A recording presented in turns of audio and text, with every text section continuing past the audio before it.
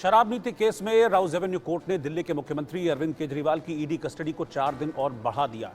अब अरविंद केजरीवाल को 1 अप्रैल तक ईडी की हिरासत में ही रहना होगा। इससे पहले कोर्ट में करीब 39 मिनट सुनवाई चली। केजरीवाल ने खुद अपने केस की पैरवी की। वो ऐसा करने वाले देश के पहले सिटिंग सीएम बन गए। ईडी ने कोर्ट से अरविंद केजरीवाल की 7 दिन की कस्टडी और मांगी थी। दलीलें सुनने के बाद राउज एवेन्यू कोर्ट ने फैसला रिजर्व कर लिया था। केजरीवाल ने अपनी गिरफ्तारी का विरोध करते हुए कहा था कि इस केस में मेरा नाम सिर्फ 4 जगह आया है, 4 स्टेटमेंट दिए गए हैं और उसमें से कोर्ट के सामने वो बयान लाया गया जिसमें मुझे फंसाया गया। क्या ये 4 स्टेटमेंट एक मुख्यमंत्री को गिरफ्तार करने के लिए काफी हैं? ये दलील रखी थी अरविंद केजरीवाल ने। इसके जवाब में ईडी ने कहा कि मुख्यमंत्री कानून से ऊपर नहीं है। वहीं कोर्ट में पेशी के लिए जाते वक्त उनसे पूछा गया कि एलजी ने कहा था कि सरकार जेल से नहीं चलेगी। इसके जवाब में अरविंद केजरीवाल ने कहा कि ये पॉलिटिकल षड्यंत्र है, साजिश है और जनता इसका जवाब देगी।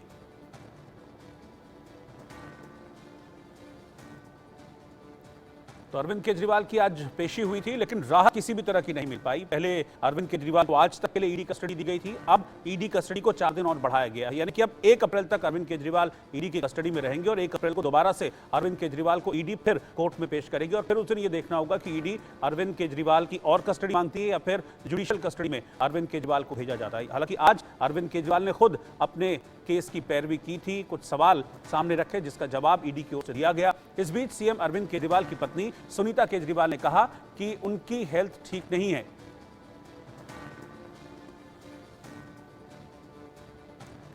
आपके मुख्यमंत्री को बहुत तंग किया जा रहा है, जनता इसका जवाब देगी। हेल्थ कैसी है? उनकी हेल्थ अभी ठीक नहीं है। आपके सीएम को बहुत तंग किया जा रहा है, बहुत परेशान किया जा रहा है, जनता जवाब देगी। उनकी हेल्थ कैसी है? उनकी हेल्थ अभी ठीक नहीं है। आपके सीएम को बहुत तंग किया जा रहा है, बहुत परेशान किया। कि अरविंद केजरीवाल जी ने कोर्ट से कहा कि मुझे इसके अंदर कोई दिक्कत नहीं है, ये जितने दिनों की रिमांड मांग रहे हैं इनको रिमांड दे दी जाए। जितनी छानबीन करनी है, जितनी इन्वेस्टिगेशन करनी है, जितनी पूछताछ करनी है, ईडी अपनी पूरी तसल्ली कर ले। तो अरविंद केजरीवाल जी ने अपनी रिमांड को अपोज नहीं किया, उन्होंने उसका स्वागत किया। उसके बाद अरविंद केजरीवाल जी ने कोर्ट से इजाज़त मांगी कि मैं कोर्ट के संज्ञान में अपने इस मामले के विषय में कुछ बातें रखना चाहता हूं। ईडी ने इसका विरोध किया। फिर अरविंद केजरीवाल जी के वकील ने सेक्शन 313 कोट किया और कहा कि ये अपनी स्टेटमेंट कोर्ट के सामने दे सकते हैं, कोर्ट इसको अलाउ कर सकता है, प्रावधान है, लिहाजा कोर्ट ने इसको अलाउ किया। ईडी के पास कोई सबूत नहीं है। आज खुद सीएम सर ने कोर्ट के सामने अपनी बात रखी है। इतनी लंबी चौड़ी ईडी की जितनी चार्जशीटें दाखिल हुई हैं, उनमें से केवल 4 जगह पे उनका नाम है और उसमें भी कोई सबूत नहीं है। और जिनके बयान के आधार पर गिरफ्तार किया गया उनको रिहाई मिल गई, उनको बेल मिल गई।